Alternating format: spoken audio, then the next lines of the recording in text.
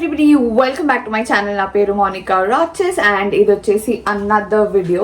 So నేను మీకు last video చూడని వాళ్ళు చూడండి. లాస్ట్ వీడియో చెప్పాను, ఈ వీడియోలో నేను కాస్ట్ ఐరన్ రిలేటెడ్ ఏ క్వశ్చన్స్ ఉన్నా ఏ డౌట్స్ ఉన్నా అవన్నీ క్లియర్ చేస్తాను అని చెప్పేసి.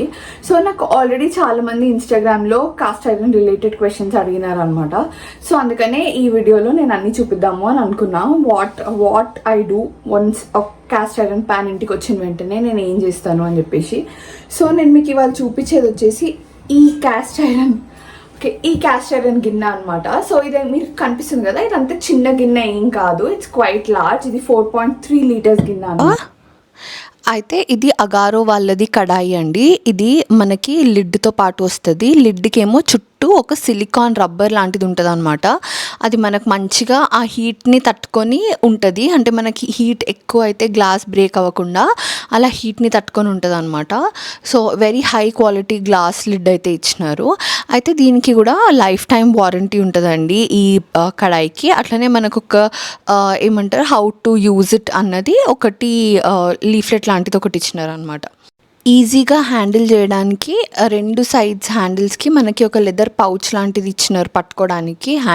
లెదర్ హ్యాండిల్స్, దానివల్ల మనము వేడిగా ఉన్నప్పుడు చాలా ఈజీగా ప్యాన్ని హ్యాండిల్ చేయొచ్చు. బ్రాండ్ది ఏదైతే బ్రాండింగ్ ఉంటుందో అది కడాయి వెనక సైడ్ ఉందన్నమాట. So most of the time మనకి కాస్ట్ ఐరన్కి వీ డోంట్ నీడ్ సీజనింగ్ చేయాల్సిన అవసరం లేదు. ప్రీ సీజన్ వస్తాయి అనమాట ఇవి. కానీ నాకు సీజనింగ్ చేయడం ముందు నుంచి అలవాటు, ఫస్ట్ నుంచి అయినా ఒకసారి సీజన్ చేయడం అలవాటు అనమాట.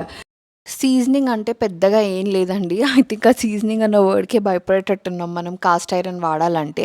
సీజనింగ్ అంటే ఏం లేదండి, మనం ఎప్పుడైతే బయట నుంచి ఒక కొత్త ప్యాన్ తెచ్చుకుంటామో, కొత్త గిన్నెలు ఏవి సామాన్ వచ్చినా సరే దాన్ని నీట్గా వాష్ చేసుకుంటాం కదా, అట్లనే కొన్ని బ్రాండ్స్ మనకి వెల్గా చాలా మంచిగా ప్రీ సీజన్డ్ ఇస్తాయి అన్నమాట.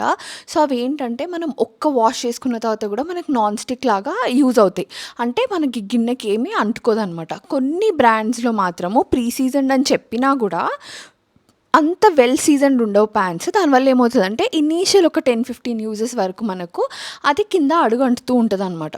సో అలా కాకుండా ఉండడానికి సీజనింగ్ అన్న ఒక కాన్సెప్ట్ చేస్తాం మనము.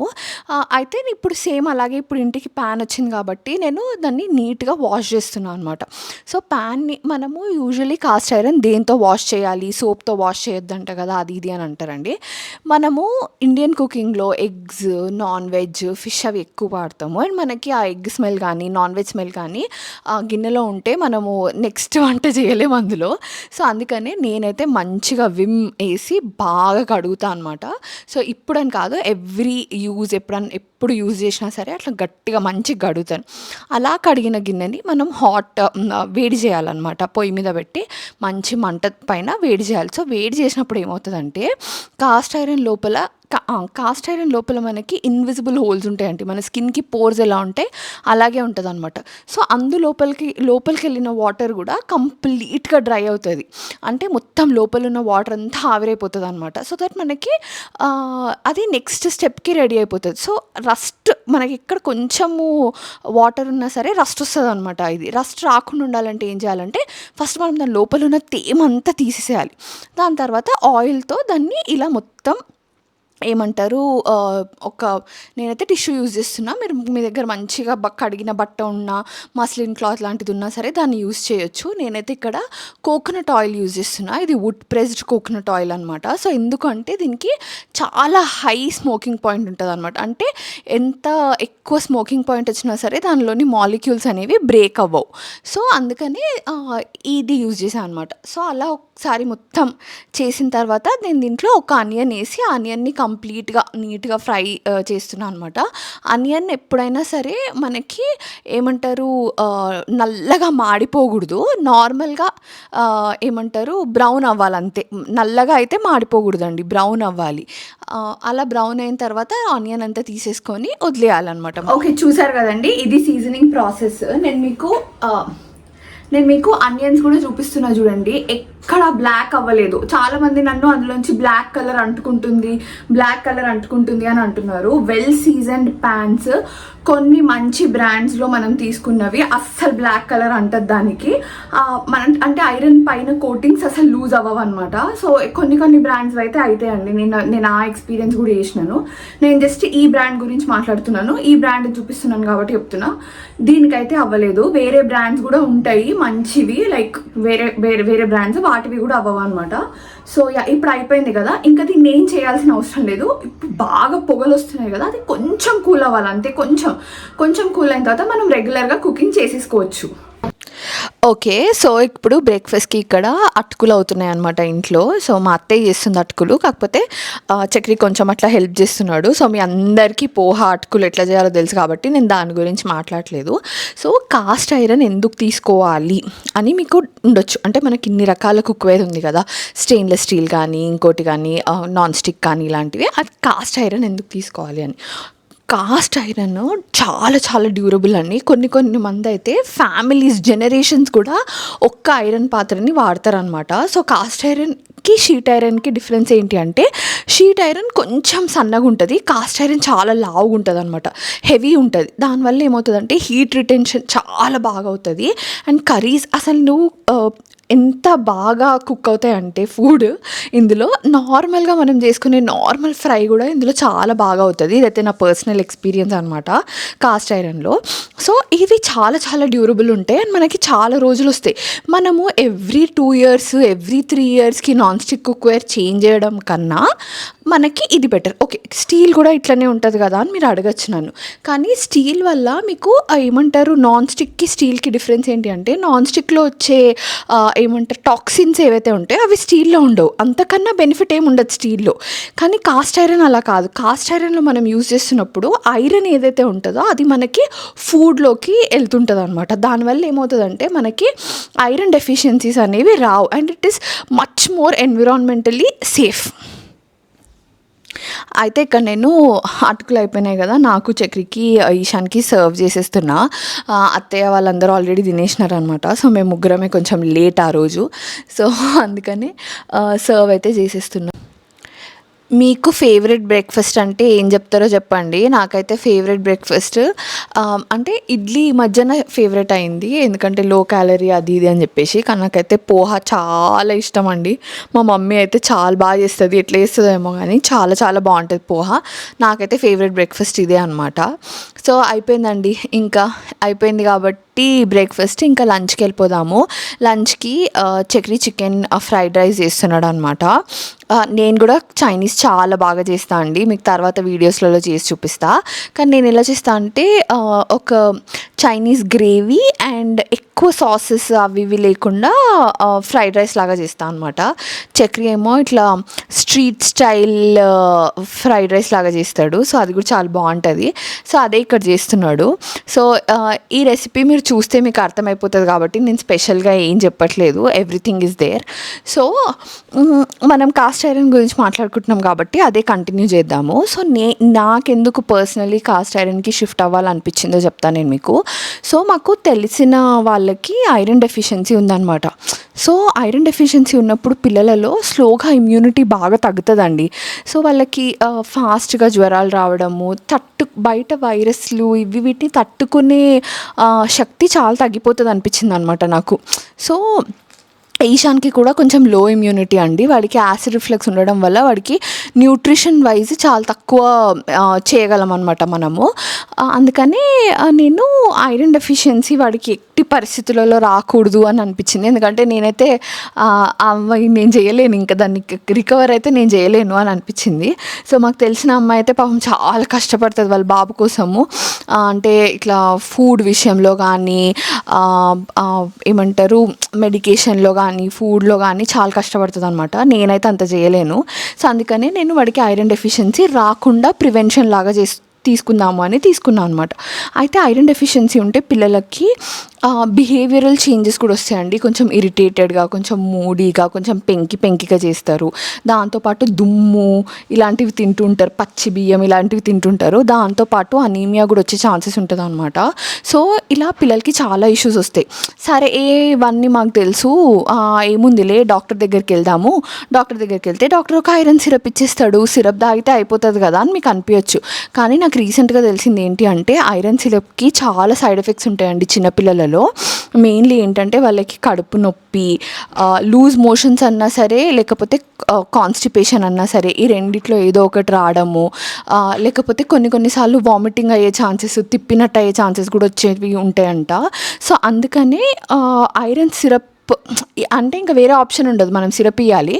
కాకపోతే ఏమంటారు, syrup is not the best option అని నా ఫీలింగ్ అనమాట. సో అందుకనే నేనైతే ఆ రీజన్ వల్లనే కాస్ట్ ఐరన్కి ఎక్కువ మట్టుకు షిఫ్ట్ అవుదాము అని అనుకున్నాను. సో ఇక్కడ నేను తింటున్నా, నా ఎక్స్ప్రెషన్ చూసి మీకు అర్థమైపోతుంది. బయట వర్షం పడుతుండిందండి ఆ రోజు. ఇట్లా వర్షం పడుతున్నప్పుడు మంచిగా వేడి ఫ్రైడ్ రైస్ తింటే కొంచెం ఈశాన్ ఉన్నాడు కాబట్టి ఎక్కువ స్పైసీగా చేయలేడు. బట్ కొన్నిసార్లు అయితే కొంచెం ఎక్కువ స్పైసీగా పడితే కూడా చాలా బాగుంటుంది.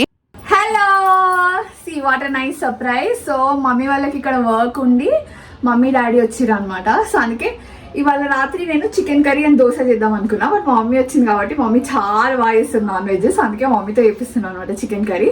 సో లేట్ చేయకుండా రెసిపీ అయితే చూసేద్దాము. పొద్దున్నుంచి నేను అసలు ఏం కుక్ చేయలేదు కదా, సో రాత్రి డిన్నర్ నేను చేద్దాం అనుకున్నా. బట్ లక్కీలీ మమ్మీ వచ్చింది. సో అసలు ఆ రోజు నేను వంట చేయకుండా తప్పించేసుకున్నాను అనమాట. సో మా మమ్మీ చికెన్ కర్రీ రెసిపీ అయితే నేను ఖచ్చితంగా చెప్తాను మీకు, ఎందుకంటే దోశలకి ఎంత బాగుంది తెలుసా అండి. అసలు ఈ రెసిపీ చాలా బాగుండింది అనమాట. సో అందుకే నేనైతే ఇది రెసిపీ చెప్తాను మీకు. సో ఫస్ట్ అయితే ఆయిల్ కడాయిలో వేసేసి, ఆయిల్ కొంచెం ఏమంటారు వేడి అవ్వాలి, మరీ వేడిగా కాదు, కొంచెం వేడైన తర్వాత అందులో కొంచెం జింజర్ గార్లిక్ పేస్ట్ వేసింది అనమాట. కొంచెం జింజర్ గార్లిక్ పేస్ట్ వేసింది, ఎందుకు వేసిందో నాకు తెలియదు, స్మెల్ బాగా వస్తుంది అనుకుంటా దానివల్ల. బట్ ఇదైతే మా మమ్మీ రెసిపీ, సో బ్లైండ్గా ఫాలో అయిపోవడమే. సో దీంట్లో కడా మసాలాస్ అంటాం కదా, అవన్నీ వేసింది అనమాట. కొంచెం ఇలైచి, కొంచెం లవంగాలు, కొంచెం ఏమంటారు బిర్యానీ ఆకు అవి వేసింది. దాని తర్వాత అనియన్స్ వేసినాం అనమాట. సో ఎక్కువ అనియన్స్ వేయలేదు, జస్ట్ ఒక 2 అనియన్స్ వేసినాము. మేము ఒక 1.2 kg వరకు వండుతున్నాం అనమాట. కేజీ కన్నా కొంచెం ఎక్కువ ఉంది చికెన్. సో దానికి తగ్గట్టు ఒక 2 అనియన్స్ వేసింది అనమాట. పెద్ద అనియన్స్ కూడా ఏం కాదు, చిన్న అనియన్సే. దాని తర్వాత ఒక్క పచ్చిమిరపకాయ, అండ్ ఈశాన్ తింటాడు కాబట్టి కొంచెం స్పైస్ కంట్రోల్ చేయాలన్నట్టుండే మా మమ్మీ, అండ్ కరివేపాకు, ఇవి 2 వేసి బాగా కలుపుకోవాలి మనకి ఇలా కలుపుకొని దీన్ని వదిలేయాలండి. సో దట్ మనకి ఏమంటారు ఆనియన్స్ మంచిగా కొంచెం కుక్ అవ్వాలన్నమాట. సో అలా కుక్ అయిన తర్వాత మనం ఏం చేయాలంటే దీంట్లో చికెన్ యాడ్ చేసేసుకోవాలి. చికెన్ అనేది ఆల్రెడీ మ్యారినేట్ చేసి పెట్టింది అనమాట మా మమ్మీ. సో ఇదేంటి అంటే సాల్ట్, కారం, ధనియాల పొడి, జింజర్ గార్లిక్ పేస్ట్, ఇవన్నీ పెరుగు, ఇవన్నీ వేసి బేసిక్ మసాలాస్ అన్నీ వేసి ఏమంటారు మ్యారినేట్ చేసి పెట్టుకుంది. ఆ మ్యారినేట్ చేసింది ఇందులో వేసేసి కలుపుతుంది అనమాట. చాలామంది కాస్ట్ ఐరన్ ప్యాన్లో ఇవి వేయొచ్చా అని అడుగుతున్నారు, ఏంటి టొమాటో బేస్డ్ గ్రేవీస్ చేసుకోవచ్చా అని. నేనైతే వేసిన అండి, నాకైతే ఏం టేస్ట్ చేంజ్ అయినట్టు అయితే అనిపించలేదు. నేను ఒక ఫుల్ ఫ్లెడ్జ్డ్ టొమాటో గ్రేవీ కూడా చేసి చూసిన ఇందులో, నాకైతే టొమాటోస్కి ఏం అసిడిక్ టేస్ట్ అట్లా చేంజ్ అవ్వడం అయితే అనిపించలేదు అనమాట. సో మీరు కూడా ట్రై చేసి చూడండి, మీకు చేంజ్ అనిపిస్తుందా ఎట్లుంది అన్నది మీరు ఎక్స్పెరిమెంట్ చేసి చూడండి ఎట్లుంది అని. నాకైతే అనిపించలేదు. సో చికెన్ మనం మూత పెట్టి కొంచెం వాటర్ వచ్చిన తర్వాత దాంట్లో మనం మళ్ళీ టొమాటోస్ వేసి మూత పెట్టేసేయాలి. సో అలా మూత పెట్టిన తర్వాత టొమాటోస్ కొంచెం మగ్గిపోతాయి కదా, మగ్గిపోయిన తర్వాత మనము ఒకటి కన్సిస్టెన్సీ చూసుకొని వాటర్ యాడ్ చేయాలి. దానికన్నా ముందు మా మమ్మీ ఇక్కడ ఒక ఫుల్ హాఫ్ చెక్క కొబ్బరి ఉంటుంది కదా, ఎండు కొబ్బరి, ఆ పౌడర్, ఫ్రెష్లీ గ్రౌండ్ కొబ్బరి పౌడర్ వేసింది అనమాట. దాని తర్వాత గ్రేవీకి మనకి ఎంత వాటర్ కావాలో అంత అడ్జస్ట్ చేసేసుకొని ఒక 5-10 minutes గ్రేవీ కొంచెం థిక్కెన్ అయ్యేంత వరకు పెట్టేసి తీసేసుకోవాలి. అంతే అండి చికెన్ రెసిపీ. ఇంత సింపుల్గా ఉంది కానీ ఎంత టేస్టీ ఉంది తెలుసా అది. అయితే నేను ఇక్కడ దోశలు వేస్తున్నా. దోశలకి మీకు ఈ ప్యాన్ నేను ఆల్రెడీ ప్రీవియస్ వీడియోస్లో చూపించినాను. ఇది అగారో బ్రాండ్ వాళ్ళదే దోశ పెన్నము. సో నేను మీకు ఆ వీడియో చూపించి ఒక 1-2 weeks అవుతుంది అనుకుంటా, అంతకన్నా ఎక్కువ అవ్వట్లేదు. బట్ ఆ గ్యాప్లో మేము ఒక 2 times వేసి ఉంటాం దోశలు. సో మీరు ఇక్కడ చూడండి, నేను ఇప్పుడు దోశ వేసినాను కదా, వేసిన తర్వాత కొంచెం ఘీ పెడతా. నేను ghee is very good for your health అండి. సో అందుకని ఖచ్చితంగా ఘీ పెడతా. మీరు చూడండి సైడ్స్ నుంచి దోశ దానంతలో అది లేస్తుంది చూడండి. సో వెల్ సీజన్డ్ ప్యాన్ ఉన్నప్పుడు మనకు దోశ అసలు అంటుకోదు పెనం పైకి. చూడండి ఎంత బాగా వచ్చేసిందో, ఎంత క్రిస్ప్ ఉంటాయి తెలుసా ఇవి అసలు దోశలు దీనిపైన చేసినవి. చికెన్ కూడా అండి ఇందులో వండినందుకు ఏమో కానీ చాలా చాలా టేస్టీగా ఉంది. బాగుందా? First time when I'm grown up. అదే బాగుందా? నైస్. Yeah. ఎట్లా చక్రి? సూపర్ ఉంది, బాగుంది. మంచిగా అయిందా? చికెన్ మంచిగా చికెన్ బాగుంది. బాగుందా? సూపరా? Super. Nice. Monica is also first. Okay, so dosa with chicken అనమాట. నేను అసలు ఇంట్లో అయితే ఎప్పుడు చేయలేదు, ఇదే ఫస్ట్ టైం నేను చేయడము ఇంట్లో. అంటే కర్రీ మా మమ్మీ చేసింది, బట్ కాంబినేషన్ కూడా ఫస్ట్ టైం. ఆంధ్రాలో బాగా తింటారేమో నాకు ఐడియా లేదు, కానీ మాకైతే దోశ విత్ పల్లి చట్నీ ఇవే నచ్చుతాయి బాగా. సో అందుకే ఈసారి చేసినాను అనమాట. చాలాసార్లు చూసిన యూట్యూబ్లో చాలామంది తింటున్నారు అని చెప్పేసి, అందుకే మేము బయట ట్రై చేసినాం. దోశ విత్ చికెన్, వడ, చిట్టి గారె, చికెన్ కర్రీ ఇవన్నీ బాగా ట్రై చేసినాం బయట, కానీ ఇంట్లో అయితే ఇదే. మాకు వడలు విత్ మటన్ కర్రీ బాగా అలవాటు. చికెన్ అండ్ దోశ ఇదే ఫస్ట్ టైం ట్రై చేసేద్దాం.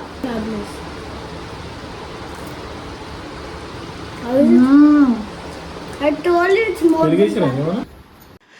ఇప్పటి వరకు నేను మీకు ఒక కాస్ట్ ఐరన్ ప్యాన్ని వచ్చినప్పటి నుంచి కడిగి ఎలా కుక్ చేసుకోవాలి, మేము కుక్ చేసుకోవచ్చు అని డిఫరెంట్ థింగ్స్ చెప్పా కదా. నేను మీకు మళ్ళీ చెప్తున్నాను, ఈ కడాయి ఏదైతే ఉందో ఇందులో అయితే మనము దొండకాయ ఫ్రై, బెండకాయ ఫ్రై, ఆలుగడ్డ ఫ్రై ఇట్లాంటివి ఏవి చేసినా అద్దరిపోతుందండి టేస్ట్ అయితే.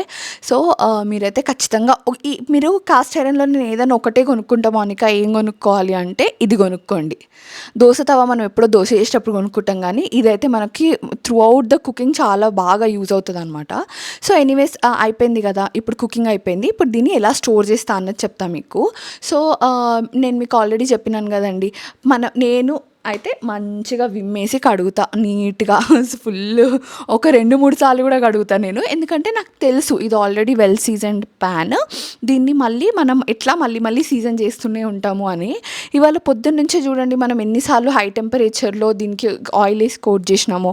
సో అట్లనే అనమాట. సో నేనైతే మంచిగా విమ్మేసి నీట్గా వాష్ చేస్తాను అనమాట. సోప్ పెట్టి నాకు ఆ smell, non veg smell, egg smell అవి ఏవి ఉన్నాయో అవన్నీ పోయేంత వరకు వాష్ చేసేసిన తర్వాత దాన్ని డైరెక్ట్గా మీరు కావాలంటే తుడిచి కూడా పెట్టొచ్చు. నేనైతే తుడవలేదనమాట. నేను కొన్నిసార్లు తుడుస్తా, కొన్నిసార్లు తుడవను. నాకు అప్పుడు బట్ట అవైలబుల్గా లేదు తుడవడానికి. సో నేను డైరెక్ట్గా పొయ్యి మీద పెట్టేసి మంచిగా వేడి చేసిన. మీకు స్టార్టింగ్లో నేను సీజనింగ్ అప్పుడు ఎట్లా వేడి చేసినానో చూపించినాను కదా, సేమ్ అట్లనే వేడి చేసినా అనమాట. కాన్సెప్ట్ ఏంటి అంటే, మనం ఇంతసేపు కడిగినాం కాబట్టి దాని లోపల ఏదైనా వాటర్ ఎక్కడైనా స్టోర్ అయి ఉన్న ఒక్క పోర్లో స్టోర్ అయి ఉన్నా సరే స్లోగా రస్ట్ వస్తుంది అనమాట. సో అలా రస్ట్ రాకుండా దాన్ని పొయ్యి మీద పెట్టేసి నేను వేరే కిచెన్ వర్క్ చేసుకున్నాను అనమాట. ఒక 5 minutes పడుతుందండి, ఇది ఎక్కువసేపు ఏం పట్టదు, ఒక 2-3 minutes పడుతుంది. ఆ 2-3 minutesలో ఏవైతే బయట పెట్టున్నాయి లోపల పెట్టేయడము, కౌంటర్ టాప్ క్లీన్ చేయడం అలాంటి పని అంతా చేసేసుకొని, సేమ్ పొద్దున యూజ్ చేసినట్టే కొంచెము కోకోనట్ ఆయిల్ వేసుకొని మంచిగా అన్ని సైడ్స్ దానికి అప్లై చేసేసి, అది కొంచెం స్మోక్ రాగానే పొయ్యి బంద్ చేసేసి అట్లా వదిలేస్తాను. నెక్స్ట్ డే మార్నింగ్ వరకు అది మంచిగా కూల్ అయిపోయి రెడీగా ఉంటుంది. నెక్స్ట్ డే కావాలంటే డైరెక్ట్ కుక్ చేసుకోవచ్చు, లేదంటే దానిపైన మూత పెట్టేసి లోపల పెట్టుకొని మనకి ఎప్పుడు కావాలంటే అప్పుడు తీసుకొని కుక్ చేయడమే.